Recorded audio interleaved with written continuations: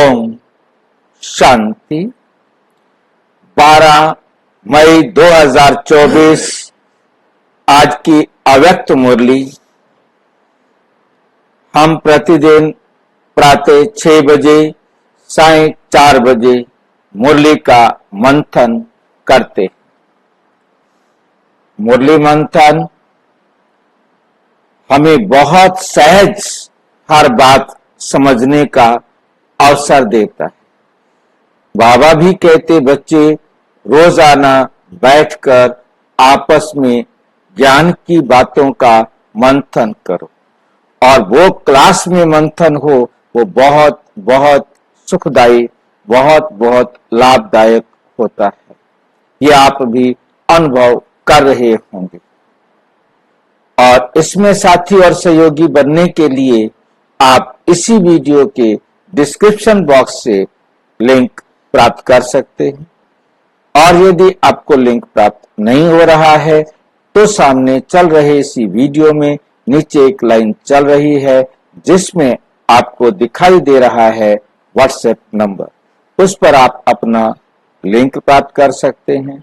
आपके मन में कोई भी प्रश्न है, कोई भी बात अस्पष्ट है या कुछ आपका सुझाव है जिससे हम इसे और अच्छा कर सके तो आप अवश्य लिखकर भेजेंगे तो हम उसे किसी भी समय किसी टाइम पर मौका देखकर इसी मुरली में जोड़ देंगे ताकि सभी उसका लाभ उठा सके।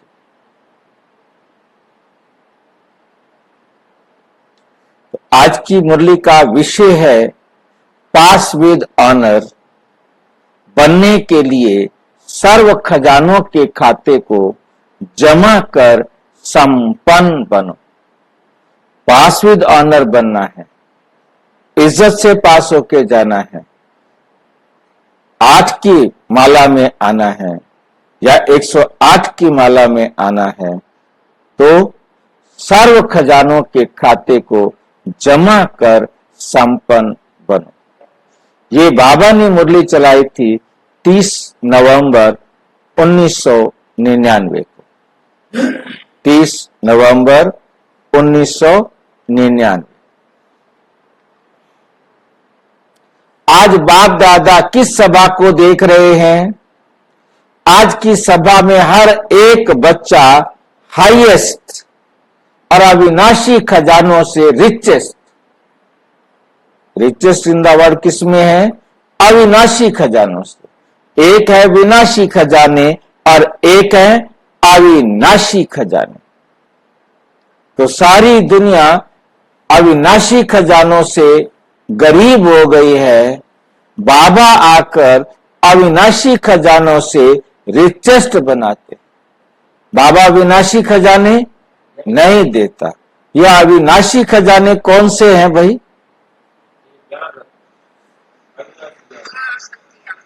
गुण और शक्ति। अविनाशी खजाना है गुण और शक्तियां, है ना, जो बाबा के पास है, जो दुनिया में और किसी के पास नहीं। ये मेरे को गड़बड़ कर रहा है। सबके पास तो है, सबके पास सारे गुण शक्तियां नहीं है क्या? परमात्मा के पास है, आत्माओं के पास भी तो गुण और शक्तियां हैं। क्षय हो गए हैं, परंतु अब उन्होंने क्षय कर दिया, खर्च कर दिया। जितना उनके पास गुण और शक्तियों का खजाना था जिसको लेकर वो परम धाम से इस पृथ्वी पर नाटक करने के लिए आए थे, इस शरीर को भोगते भोगते, इस झूठे संसार को भोगते भोगते वो सत्य उन्होंने क्या कर दिया? क्षय कर दिया। ये चक्कर है, ये मुसीबत है जिसके कारण कंगाल हो गए, गरीब हो गए। और परमात्मा आकर हमें अविनाशी खजाने फिर से प्राप्त करने के लिए विधि सिखाते। दुनिया वाले कितने भी रिचेस्ट विनाशी खजानों से कितने भी अमीर हों, लेकिन एक जन्म के लिए रिचेस्ट। विनाशी खजाने एक जन्म। एक जन्म का क्या मतलब होता है? एक जन्म आत्मा जब शरीर में प्रवेश करती है तो जन्म, आत्मा जब शरीर को छोड़ती है तो मृत्यु। उस जन्म और मृत्यु के बीच के समय को कहा जाता है जीवन।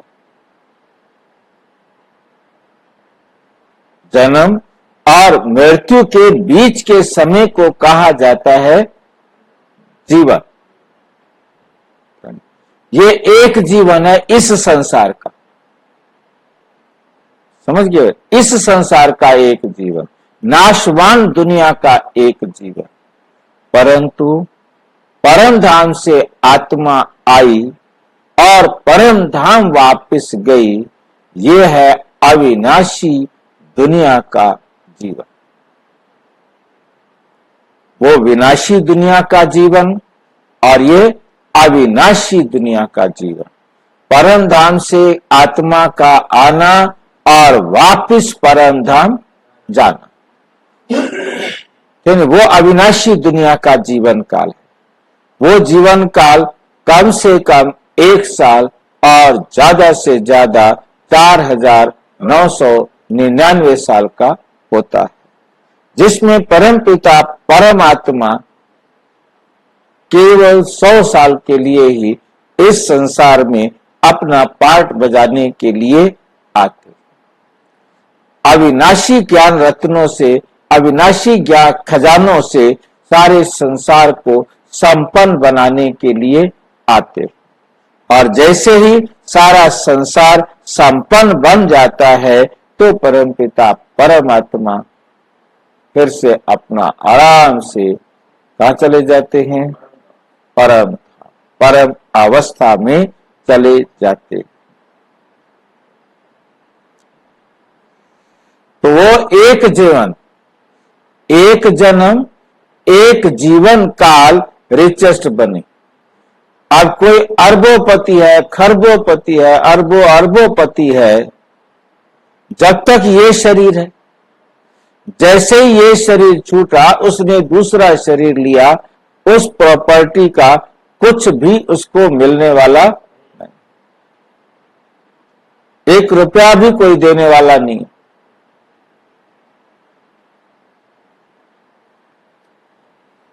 कितनी कमाल की बात। और ये ज्ञान खजाना जितना भर के लेके गए, परम धाम से वापस आए, हर जन्म खर्च करते करते करते साथ चलता आया। एक जन्म में हमने जितना खर्च किया, अगले जन्म में और चले, बाकी जो बचा है वो अगले जन्मों में चलेगा, अगले जन्मों में चलेगा। जब बिल्कुल क्षय हो जाएगा, खर्च हो जाएगा, तो परम पिता परमात्मा आकर फिर से भर देंगे। भर देंगे या भरना पड़ेगा? अपने आप भरना पड़ेगा। जितना खर्च करेंगे उतना मिलेगा, जितना दूसरों को देंगे, बाबा से लेके दूसरों को जितना देंगे उतना मिलेगा। एक जन्म भी रिचेस्ट रहेगा बस, या नहीं ये भी कोई भरोसा नहीं।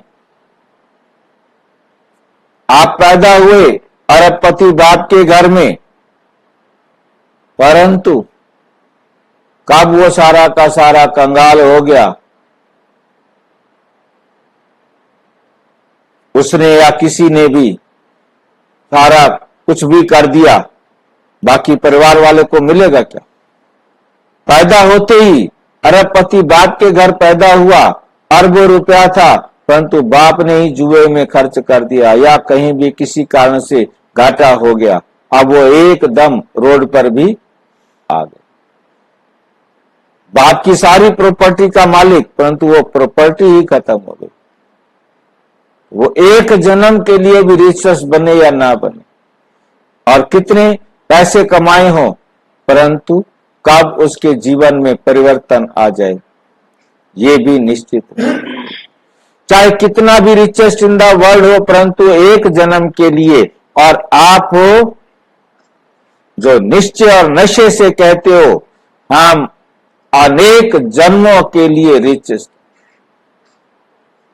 अनेक जन्मों का मतलब, अनेक जन्मों का मतलब क्या होगा?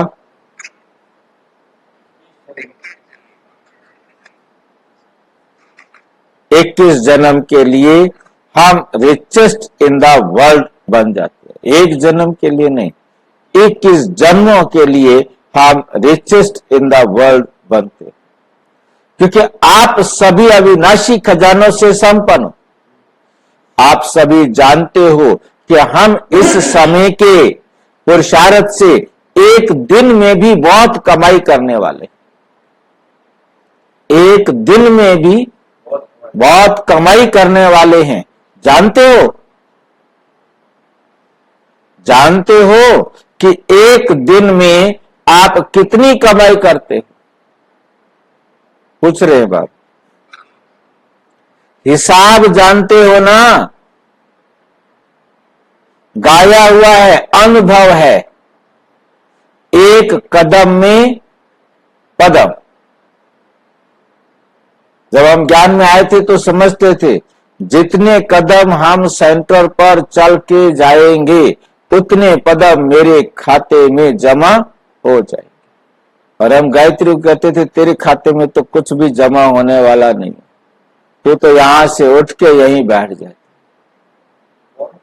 गायत्री यहीं से उठ के यहीं बैठ जाती, उसको तो कहीं जाना आना नहीं थे। नहीं, रतन भाई तो वहां से चल के आएगा, फलाना भाई वहां से चल के आएगा, उसके तो कदमों में क्या हो गया? पद्मों की कमाई। परंतु अब समझ में आया कि कदम कौन से? बाबा की श्रीमत पर चल कर जितना भी देखना, बोलना, सुनना, करना, खाना, पीना, हर सेकंड, हर संकल्प, जो भी हमारा एक्ट हो रहा है वो यदि बाबा की श्रीमत पर हो रहा है वो कदम है। कितना फर्क पड़ गया।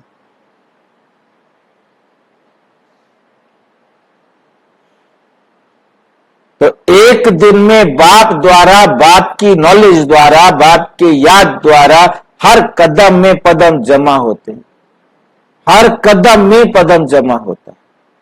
तो उसमें पैरों से कोई चले या ना चले, बेड रिडन हो, बिस्तरे पर पड़ा हो, परंतु उसका ज्ञान उसकी बुद्धि में स्पष्ट है तो कमाई हो रही है।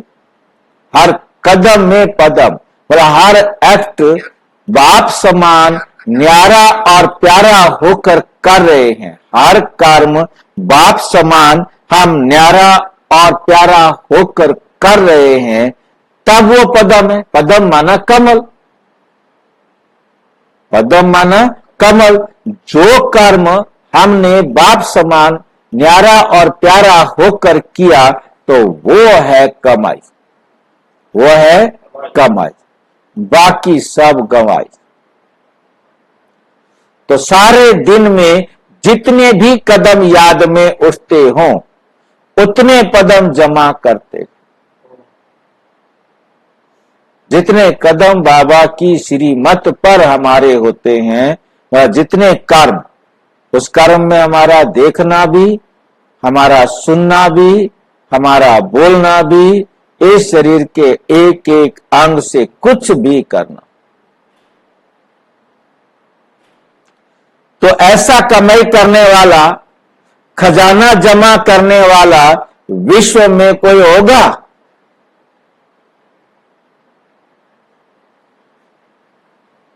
वह है? पूछ रहे हैं बाबा, कोई है? विश्व में चक्कर लगा कर आओ, पूरे विश्व का बाबा चैलेंज कर रहा है। चक्कर लगा कर आओ, सिवाय आपके इतना जमा कोई कर नहीं सकता। इतना बड़ा चैलेंज देते हैं बाबा, आपके सिवाय कोई कर नहीं सकता। आपकी भी मर्जी है, करो या आप कर सकते हो, करो या ना करो वो आप देखो।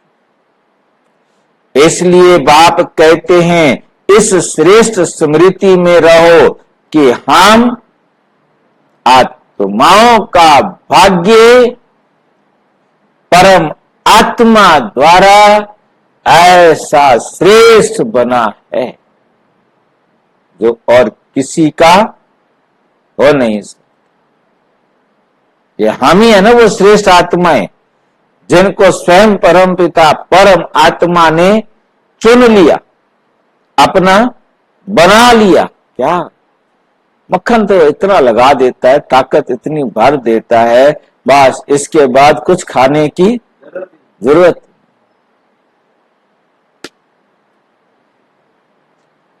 अपने खजाने तो जानते हो ना, समय के खजाने को भी जानते हो कि इस संगम युग का समय कितना श्रेष्ठ है। क्यों संगम युग का श्रेष्ठ है? क्योंकि ये वो समय है जब स्वयं परम पिता परम आत्मा आकर सब आत्माओं को क्या करते हैं? चढ़ती कला में करते। तमो प्रधान से सतो प्रधान बनने की विधि सिखाते और किसी समय नहीं सिखाते। यही एक टाइम है जब स्वयं परम पिता परमात्मा आकर हमको ये वंडरफुल विधि सिखाते।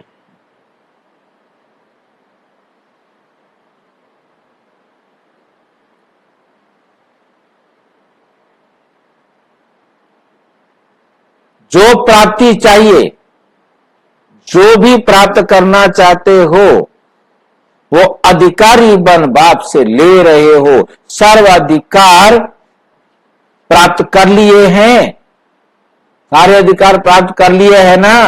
एक एक श्रेष्ठ संकल्प, कितना बड़ा खजाना है।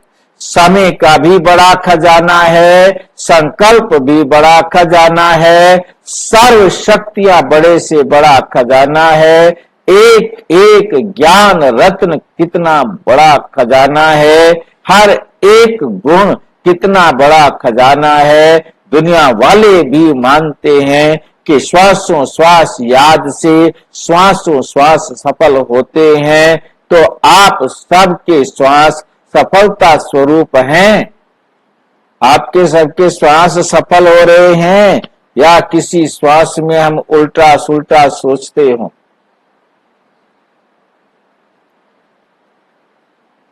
आपके सब श्वास सफलता स्वरूप है, व्यर्थ तो नहीं है।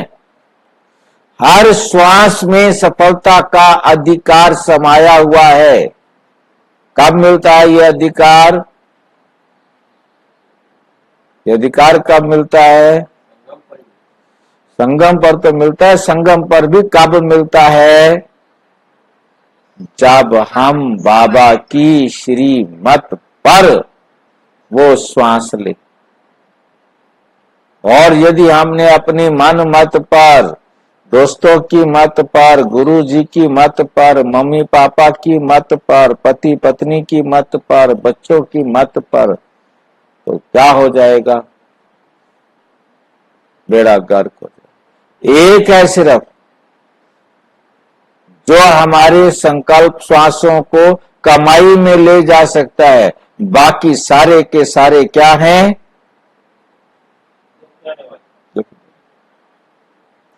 घाटा करने वाले। बाकी सारे तो घाटा करने वाले। एक ही है बस, सोचो। सब से बुद्धि योग हटाए, एक की श्रीमत पर चले तो फिर हम कमाई कर सकते।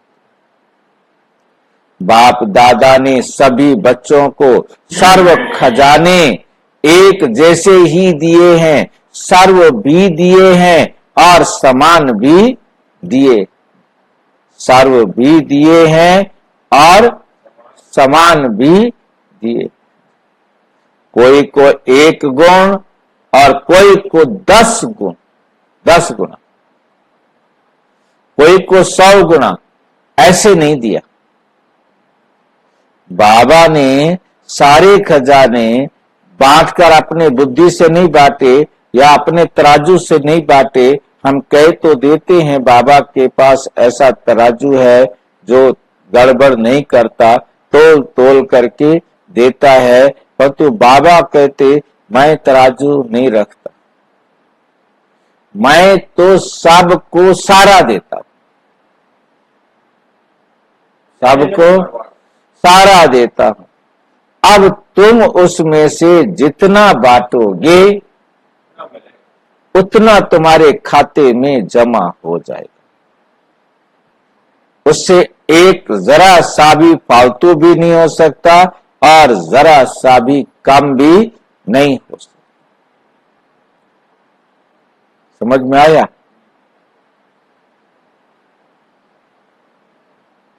देने वाले दाता ने एक एक बच्चे को सारे खजाने, ब्राह्मण बनते ही जैसे आपने कहा बाबा, जैसे आपने कहा बाबा, सारे खजाने आप, सारे खजाने आप, और समान रूप में दिए, कम या ज्यादा नहीं। लेकिन खजानों को कितना जमा करते हो, कितना गंवाते हो, यह हर एक के ऊपर है। हर एक को चेक करना है कि हम सारे दिन में कितना जमा करते हैं या गंवाते हैं, कितना जमा करते हैं या गंवाते हैं। चेक करते हो? पूछ रहे हैं बाबा, चेक करते हो? चेक जरूर करना है भाई, क्योंकि एक जन्म के लिए नहीं, ये जो कमाई है ये एक जन्म के लिए नहीं, ये जितने भी जन्म जिस आत्मा ने इस पृथ्वी पर आकर रहना है, जितना समय इस पृथ्वी पर आकर रहना है, उतने समय के लिए।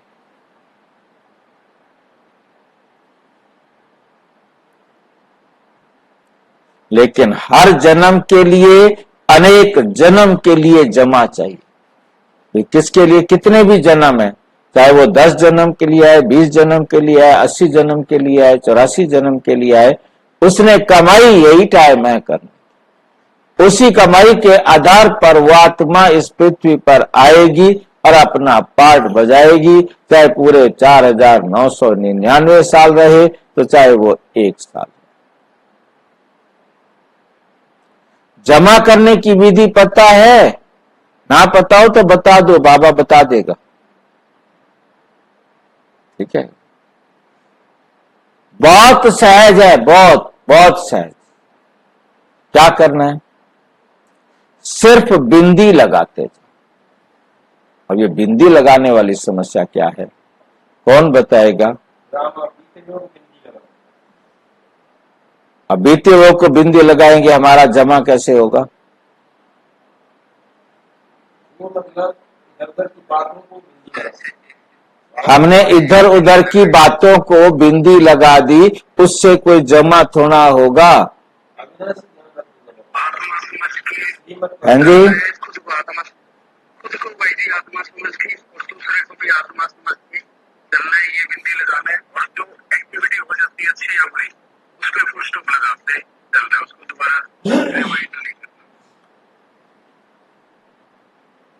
एग्जाम्पल बाबा ने दिया है। जैसे स्थूल खजाने में भी एक के साथ बिंदी लगाते जाओ तो बढ़ता जाता है ना। आप बताओ, आप कौन सी बिंदी लगाओगे?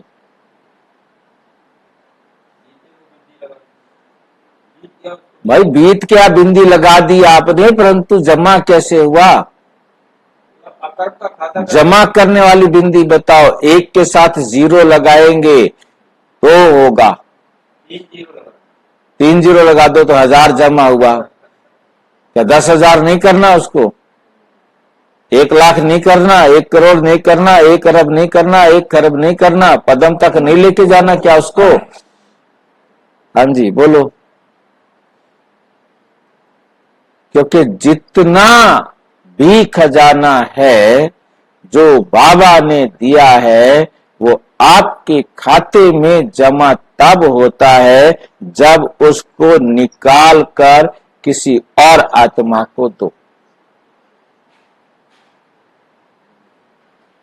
आपने 1 सेकंड का सुख, 1 सेकंड की शांति, 1 सेकंड का ज्ञान, 1 सेकंड के लिए शक्ति किसी भी आत्मा को अनुभव कराई,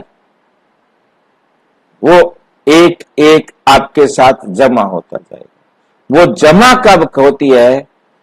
जब हम बिल्कुल जीरो बनकर कर्म करते।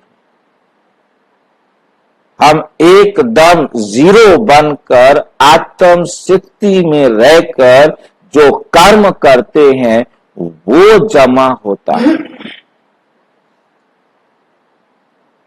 हमने यदि ये संबंध जमा, मेरा बेटा है, मैं आत्मा हूं, ये मेरा बेटा है, मैं इसको ये शांति का अनुभव करा रहा, या मैं बाबा की डायरेक्शन के अनुसार उसके साथ व्यवहार कर रहा, तो ये बॉडी कॉन्शियस में चला गया, ये सोल कॉन्शियस में नहीं। ये आपके खाते में जमा नहीं हुआ, ये तो आपका कार्मिक अकाउंट यही बना था।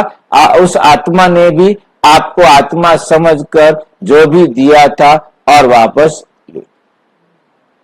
देह के बॉडी कॉन्शियस में, सॉरी, देह अभिमान में दिया था, आज उसने देह अभिमान में ले लिया। परंतु जो आपने आत्म अभिमानी अवस्था में बेहद की खुशी में दिया, वो आपके खाते में जमा, वो आपको बेहद की खुशी देने के लिए मिलेगा। क्योंकि देह में देह समझ कर दिया तो जीरो नहीं थे आप, वो बाप का खजाना आपको नहीं मिला, वो इस स्थूल दुनिया का खजाना था। आपके दिल में दया है, रहम है, आप उसको खाना खिला रहे हैं, आप उसको, ये आपके दिल में रहम दया है, परंतु ये बाबा वाली रहम दया नहीं, ये जमा होने वाली रहम दया नहीं, ये तो घाटे वाली रहम दया है। इस पर भी बैठकर बहुत अच्छी तरह से मंथन करने की जरूरत है। फिर इस पर चर्चा करेंगे तो अच्छी तरह समझ में आएगा। पहले इतनी सी बात को आप समझने का प्रयास करें कि ये आत्मा समझकर जो कर्म किया, जीरो समझकर जो कर्म किया, वो जमा होगा।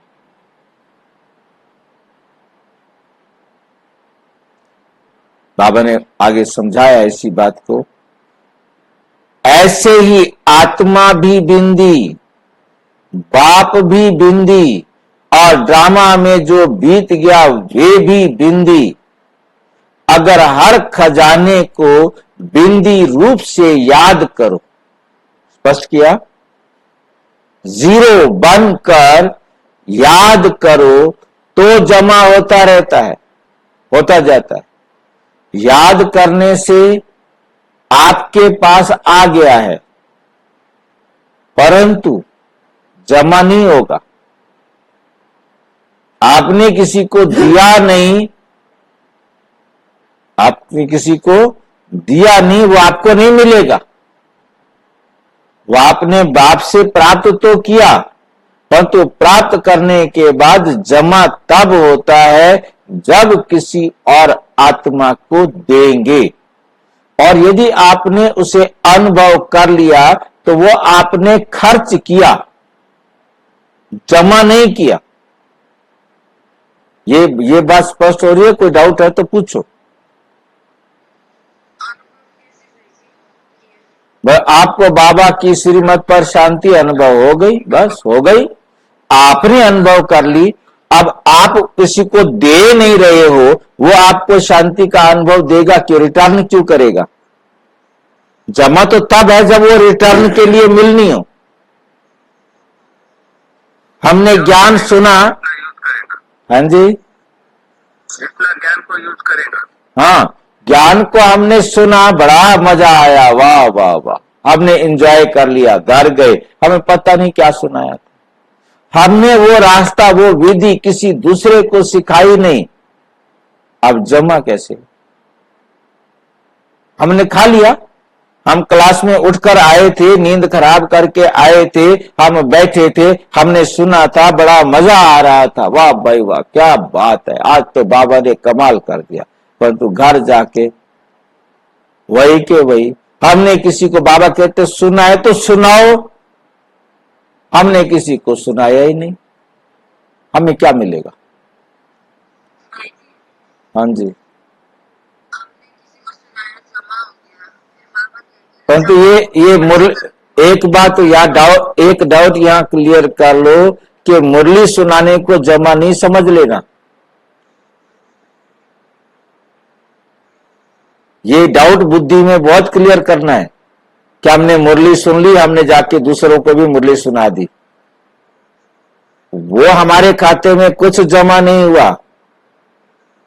मैं मुरली पढ़ रहा हूं, मैं मजा ले रहा हूं, तो इसके बाद प्रैक्टिकल जीवन में लाकर जब मैं किसी को दूंगा वो जमा होगा। ये मुरली जितनी मैं सुन रहा हूं, जितनी आप पास सुन रहे हो, ये सब बराबर है।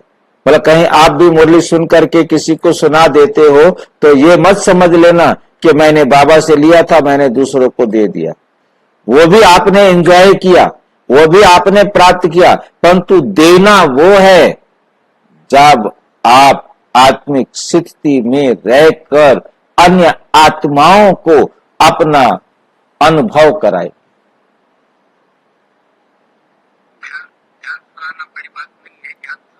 हाँ, ज्ञान सुनाने का वो आपने एंजॉय कर, मैं मुरली पढ़ रहा हूं तो मैं एंजॉय कर रहा हूं ना, मुझे मजा आ रहा है ना, आप सुन रहे हैं, आपको मजा आ रहा है ना, मिल गया, हमारे आने का मिल गया, परंतु जमा नहीं हुआ। ये तो बाबा ने हमें दे दिया, मतलब बाबा से हमने मेहनत किया, सवेरे सवेरे उठ के हम बैठ गए, हमने बाबा से मुरली सुनी, हमने अपने जीवन में ले लिया, आ गया और हमने उसको एंजॉय कर लिया। तो इस एंजॉय का दूसरों को, किसी को लाभ मिला, जिसको लाभ मिला वो हमारे खाते में जमा होगा। बिंदी लगाई और व्यर्थ से जमा होता जाता है। बिंदी लगाने आती है, कई बार ऐसे होता है जो कोशिश करते हो बिंदी लगाने की, लेकिन बिंदी की बजाय लंबी लाइन हो जाती है, बिंदी के बजाय क्वेश्चन मार्क हो जाता है, बिंदी की बजाय आश्चर्य की लाइन लग जाती है। तो जमा का खाता बढ़ाने की विधि है बिंदी, और गवाने का रास्ता है लंबी लाइन, क्वेश्चन मार्क, विस्मय आदि बोधक चिन्ह, आश्चर्य की मात्रा। बिंदी लगेगी तो जमा होगा। यदि आप हैरान हो रहे हो, आप कह रहे हो कैसे करूं लंबी लाइन, करूं कब तक नहीं करूं, जब तक नहीं करो लंबी लाइन लग रही है। कैसे सुनाऊं? सुनाना ही सिर्फ नहीं है, हमने व्यवहार से देना है।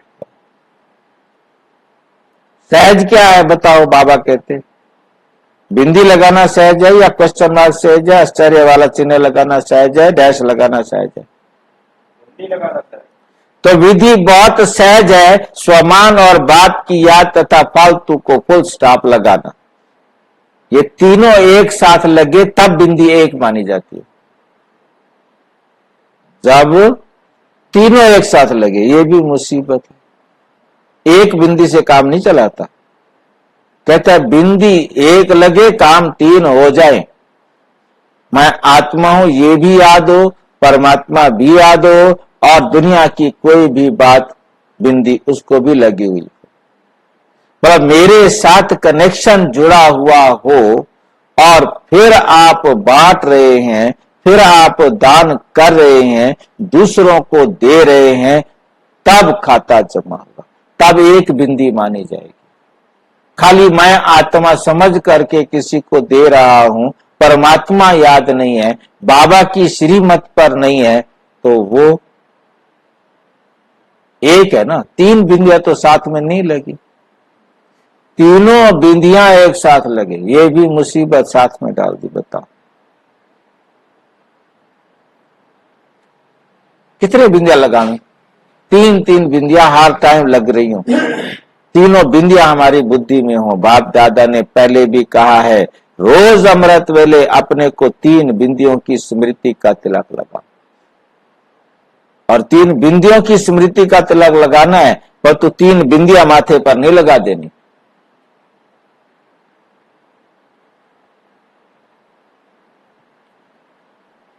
एक खजाना भी व्यर्थ नहीं जाएगा। तीनों बिंदियां एक साथ आपने लगाई एक काम के लिए, तो खजाना आपका वेस्ट नहीं जाएगा। हर समय हर खजाना जमा होता जाएगा। बाप दादा ने सभी बच्चों को हर खजाने के जमा का चार्ट देखा, उसमें क्या देखा? अभी तक भी जमा का खाता जितना होना चाहिए उतना नहीं है। समय संकल्प बोल व्यर्थ भी जाता, समय व्यर्थ चला जाता है, संकल्प व्यर्थ चले जाते हैं, बोल व्यर्थ चला जाता है। चलते चलते कभी समय का महत्व इमर्ज रूप में कम होता है। अगर समय का महत्व सदा याद रहे, इमर्ज रहे, तो समय का और ज्यादा सफल बना सके। समय को और ज्यादा सफल बना सकते हो। सारे दिन में साधारण रूप से समय चला जाता है, गलत नहीं, लेकिन साधारण। ऐसे ही संकल्प भी बुरे नहीं चलते, लेकिन व्यर्थ चले जाते हैं। 1 घंटे की चेकिंग करो। इसे क्यों कह रहे 1 घंटे की चेकिंग करो? 24 घंटे की चेकिंग करो क्यों नहीं कहा? आपने 1 घंटे में से 1 सेकंड के लिए भी अनुभव कर लिया, तो अगले दिन 2 सेकंड होगा, 3 सेकंड होगा, फिर बढ़ता जाएगा, आपको स्वाद आ जाए,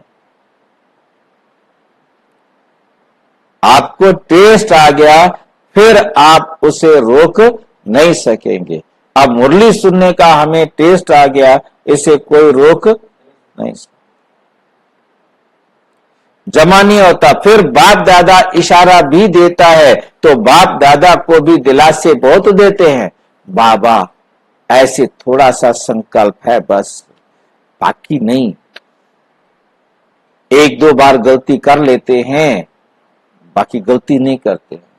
इतना तो देखो संसार के अंदर आ गए ना, संकल्प में थोड़ा चलता है, संपूर्ण हो जाएंगे,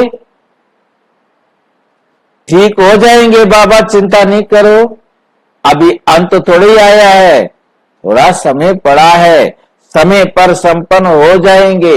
लेकिन बाप दादा ने बार बार कह दिया है कि जमा बहुत समय का चाहिए, ऐसे नहीं जमा का खाता अंत में आकर आप संपन्न करेंगे, समय आने पर बन जाएंगे। बहुत समय का जमा हुआ बहुत समय चलता है। वर्षा लेने में तो सभी कहते हैं हम तो लक्ष्मी नारायण बनेंगे, अगर हाथ उठवाएंगे कि त्रेता में बनेंगे, राम बनेगा कोई भी हाथ नहीं उठाएगा, एक भी हाथ नहीं उठाएगा कि हम सतयुग में नहीं त्रेता में आ जाएंगे।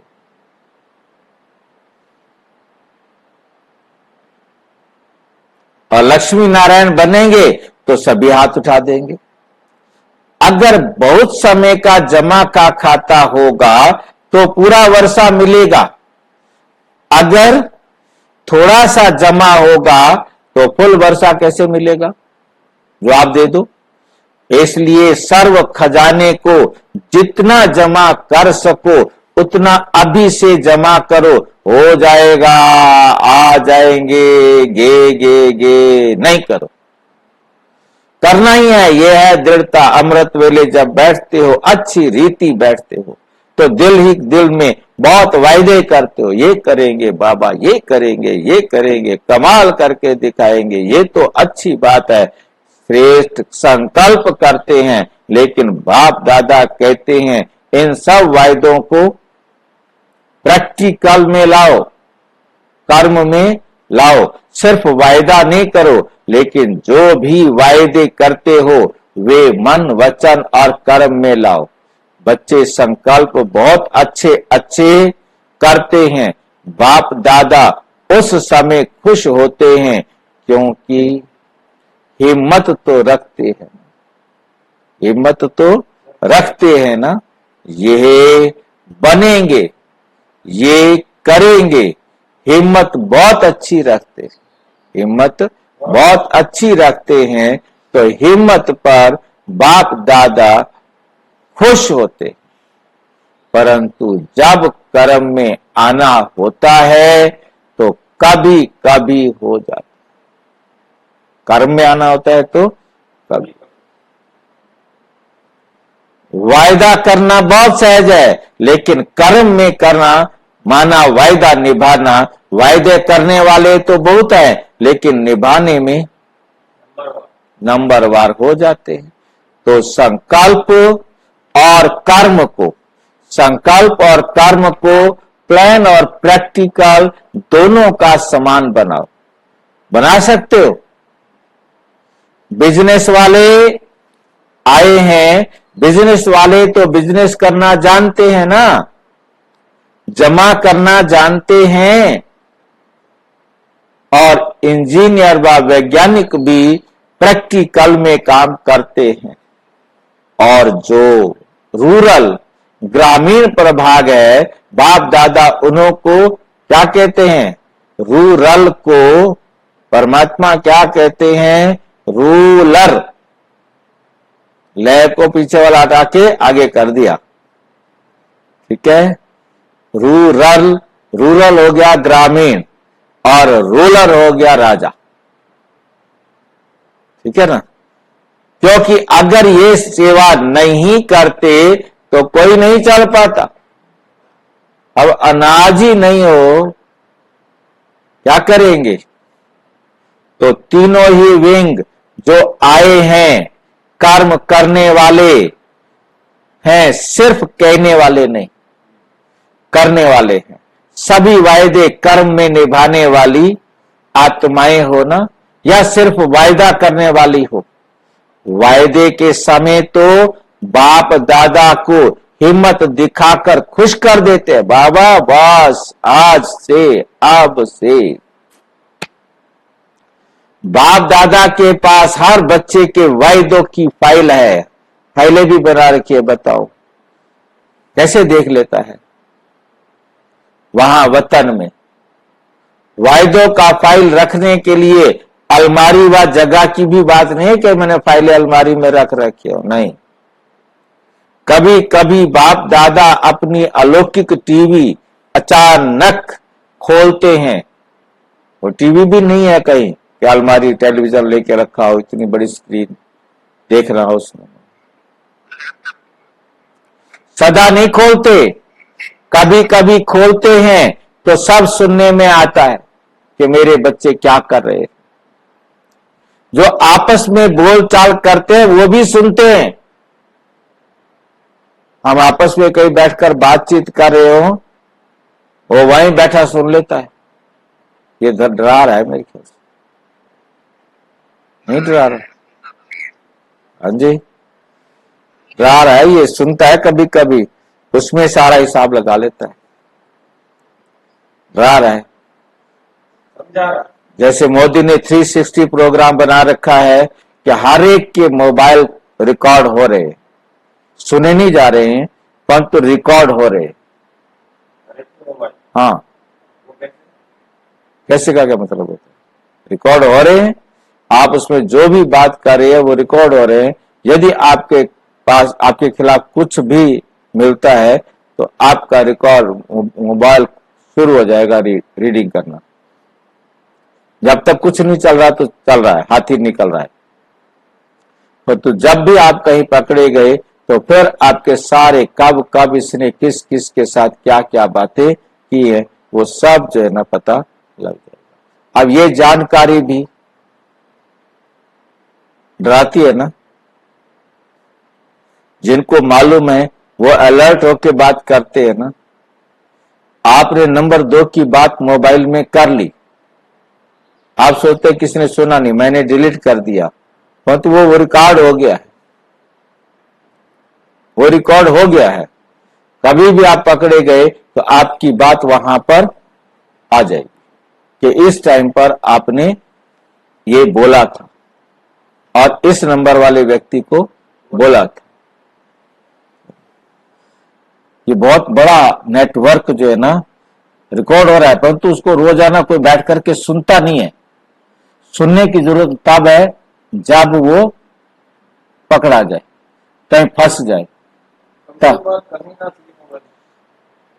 करनी नहीं चाहिए तो हो रही है ना। कब तक नहीं करोगे, कितनी बात सामने जाकर करोगे। इसलिए बाप दादा कहते हैं व्यर्थ को जमा के खाते में, व्यर्थ को जमा के खाते में क्या करो, जमा करो। हाँ, कन्वर्ट कर दो उसको। जमा तभी होगा जो व्यर्थ में टाइम जा रहा है, संकल्प जा रहा है, वो सब समर्थ बना दो। ब्राह्मण अर्थात अलौकिक, ब्राह्मण जीवन का महत्व तो बहुत बड़ा है, प्राप्तियां बहुत बड़ी हैं, प्राप्तियों का संग में बहुत छोटा है। और संगम के समय पर बाप का बनना ये भी क्या है, बड़े से बड़ा पदम गुणा भाग्य है। इसलिए बाप दादा कहते हैं कि हर खजाने का महत्व रखो। जैसे दूसरों को भाषण में संगम युग की कितनी महिमा सुनाते हो, अगर आपको कोई टॉपिक देवे कि संगम युग की महिमा करो तो कितना समय कर सकते हो, 1 घंटा कर सकते हो। टीचर्स बोलो जो कर सकता है वो हाथ उठाओ। तो दूसरों को मैं तो सुनाते हो, मैं तो जानते बहुत अच्छा हो। बाप दादा ऐसे नहीं कहेगा कि जानते नहीं हो। जब सुना सकते हो तो जानते हो, तब तो सुनाते हो। सिर्फ है क्या कि वे मर्ज हो जाता, सुनाया और मर्ज, ये मर्ज रूप में स्मृति में रहे, वे कभी कम हो जाता है कभी ज्यादा। तो अपना ईश्वरीय नशा इमर्ज रखो। हाँ मैं तो हो गया नहीं, प्रैक्टिकल में हूं, ये इमर्ज रूप में हो, निश्चय है, लेकिन निश्चय की निशानी है रूहानी नशा।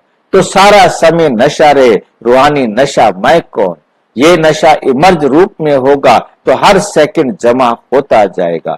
तो आज बाप दादा ने जमा का खाता देखा, इसलिए आज विशेष अटेंशन दिला रहे हैं कि समय की समाप्ति अचानक होनी है। ये नहीं सोचो कि मालूम तो पड़ता रहेगा, समय पर ठीक हो जाएगा। जो समय का आधार लेते हैं समय ठीक कर देगा या समय पर हो जाएगा। उनका टीचर कौन, समय या स्वयं परमात्मा, कौन है उनका टीचर? तो समय या स्वयं परम आत्मा से संपन्न नहीं बन सके, समय आपको संपन्न बनाएगा। तो इसको क्या कहेंगे? समय आपका मास्टर है या परमात्मा आपका शिक्षक है? तो ड्रामा अनुसार अगर समय आपको सिखाएगा या समय के आधार पर परिवर्तन होगा, तो बाप दादा जानते हैं कि प्रारब्ध भी समय पर मिलेगी। जब करी थी जितनी करी थी तब मिलेगी, जितना टाइम नहीं की वो आपका व्यर्थ चला जाएगा। ठीक है?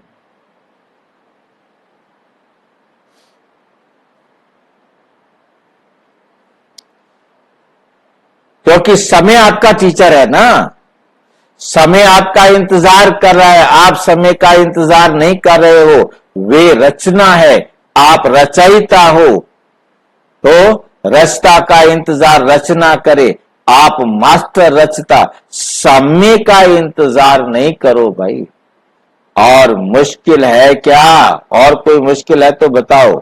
सहज को स्वयं ही मुश्किल बनाते हो। मुश्किल है नहीं, मुश्किल बना देते हो। जब बाप कहते हैं जो भी बोझ लगता है वो बोझ बाप को दो, वो देना नहीं आता।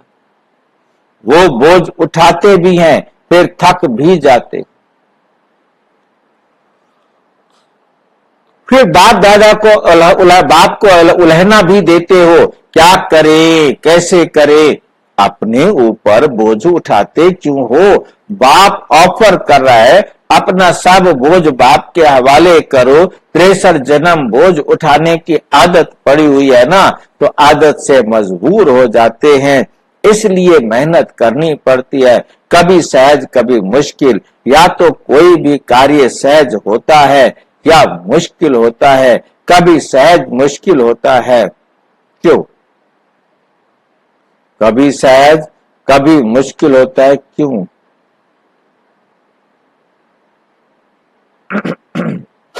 कोई कारण होगा ना। कारण है आदत से मजबूर हो जाते, आदत से मजबूर हो जाते हो। क्या करूं, मेरी आदत है।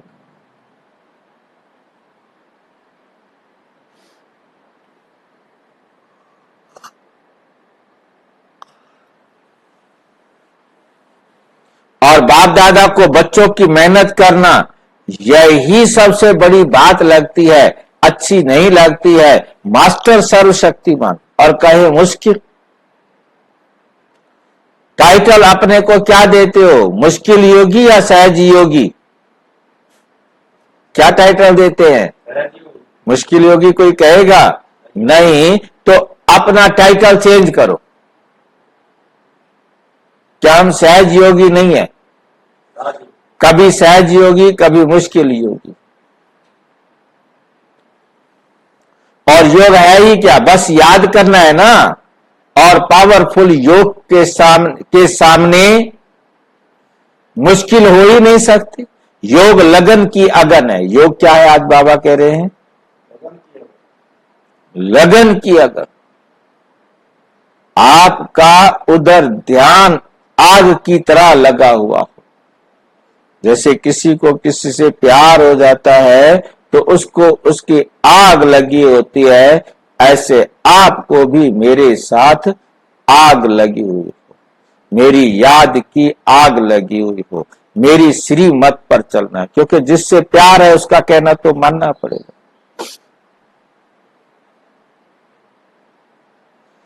अग्नि कितना भी मुश्किल चीज को परिवर्तन कर देती है, लोहा भी मोल्ड हो जाता है। ये लगन की अगन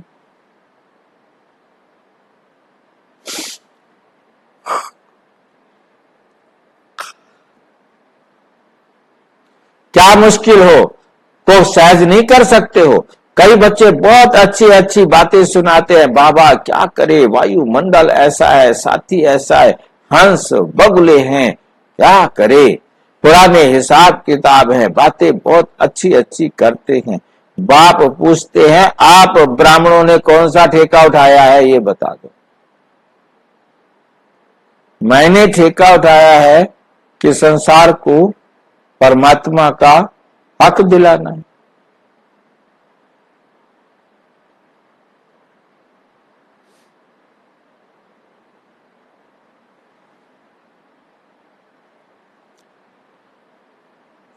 ठेका तो उठाया है विश्व को परिवर्तन करेंगे, तो जो विश्व परिवर्तन करता है वो अपनी मुश्किल को नहीं मिटा सकता।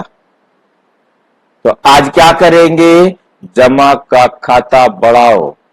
तो जो कहते हो सहज योगी वे अनुभव करेंगे, कभी कभी मुश्किल कभी कभी सहज। इसको मजा नहीं, इसमें मजा नहीं। ब्राह्मण जीवन है मजे की, संगम युग है मौजों का युग। बैठे बोझ उठाने का और श्रीमत पर चले जाए।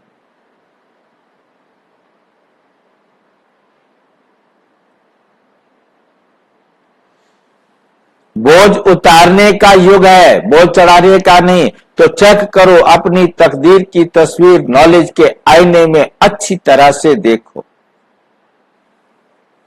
आईना तो है ना, या नहीं है आपके पास आईना? है ना? उस आईने में देखना, टूट तो नहीं गया है कहीं? सभी को आईना मिला है ना? माताएं बताओ भाई, आईना मिला है या चोरी हो गया है? किसी ने चोरी तो नहीं कर लिया?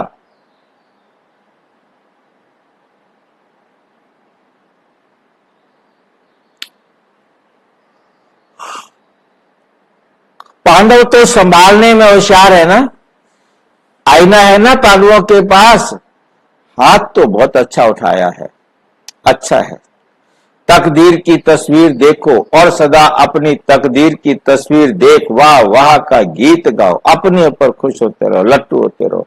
वाह मेरी तकदीर, वाह मेरा बाबा, वाह मेरा ईश्वरीय।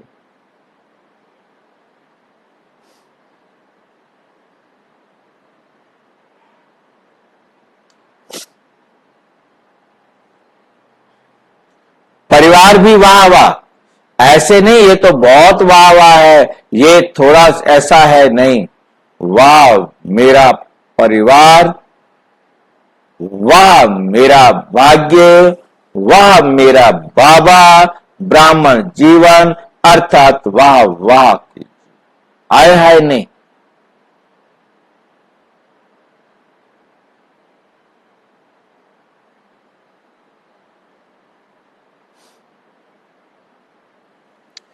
हाय हाय नहीं,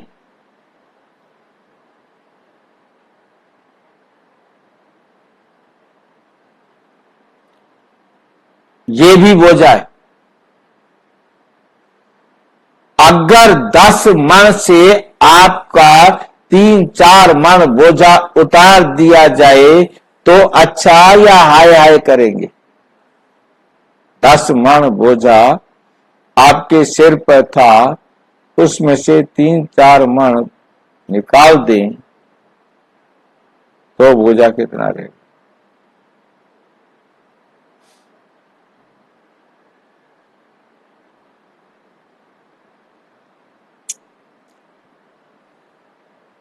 क्या है?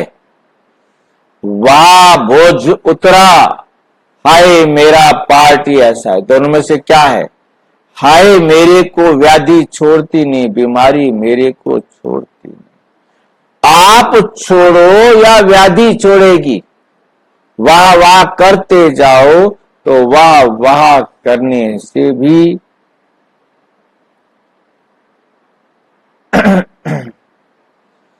वाह वाह करते जाओ।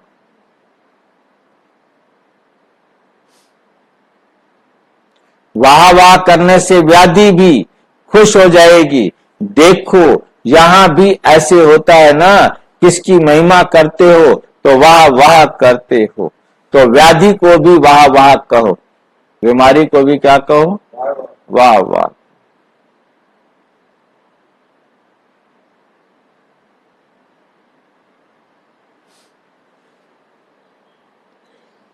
हाय ये मेरे पास ही क्यों आई, मेरे ही हिसाब किताब है, प्राप्ति के आगे हिसाब तो कुछ भी नहीं।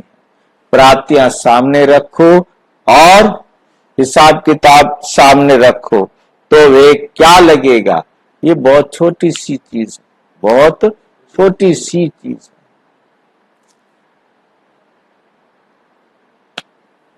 मतलब तो ब्राह्मण जीवन से में कुछ भी हो जाए पॉजिटिव रूप में देखो, नेगेटिव से पॉजिटिव करना तो आता है ना, नेगेटिव पॉजिटिव का कोर्स भी तो कराते हो ना।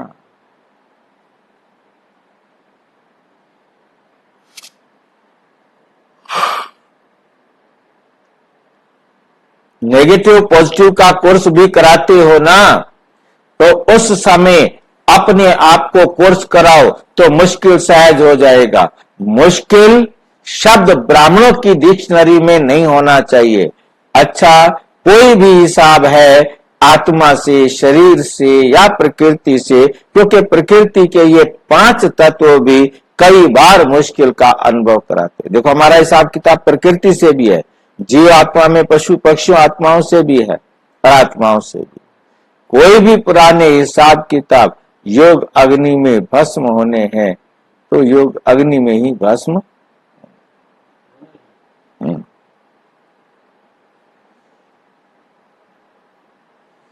समझा क्या करना है?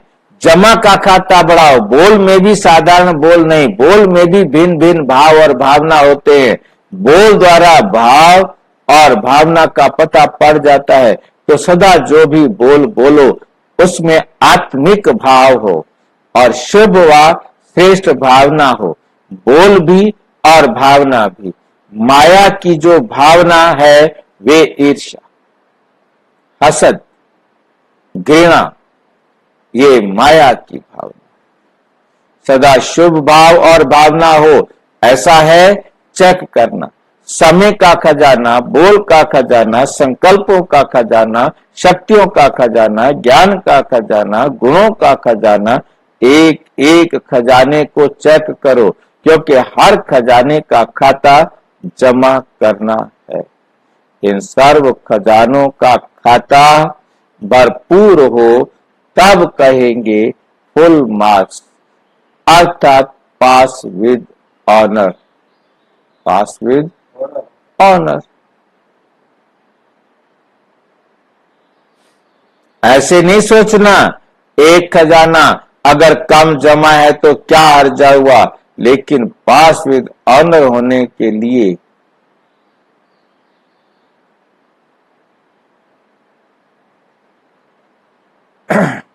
लेकिन पास विद ऑनर बनने के लिए सर्व खजानों में खाता भरपूर हो। अच्छा, जो एक सेकंड में अपने संकल्प का जहां चाहे जो सोचना चाहे वही सोच चलता है, ऐसे जो समझते हैं वो हाथ उठाओ। एक सेकंड में माइंड कंट्रोल हो जाए, ऐसे सेकंड में हो सकता है? अगर कर सकते हो तो हाथ उठाओ। अच्छा, इस वायुमंडल में मधुबन में बैठे हो।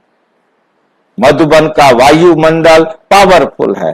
इस वायुमंडल में इस समय मन को कंट्रोल कर सकते हो, चाहे मिनट में करो चाहे सेकंड में करो, लेकिन कर सकते हो। ऑर्डर दो मन को, बस आत्मा परम धाम निवासी बन जाओ।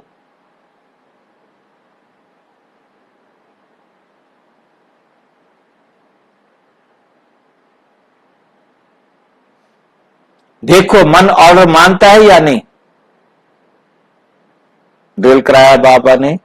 अच्छा, चारों ओर के सर्व खजानों के मालिक बच्चों को सदा मुश्किल का सेकंड में परिवर्तन करने वाले, सदा सहज योगी, संकल्प, समय, बोल, कर्म को श्रेष्ठ बनाने वाले, सदा बचत का खाता बढ़ाने वाले, सदा मन के मालिक, मन बुद्धि संस्कार को ऑर्डर में चलाने वाले, ऐसे स्वराज्य अधिकारी बच्चों को चाहे देश में चाहे विदेश में है, लेकिन दिल से दूर नहीं।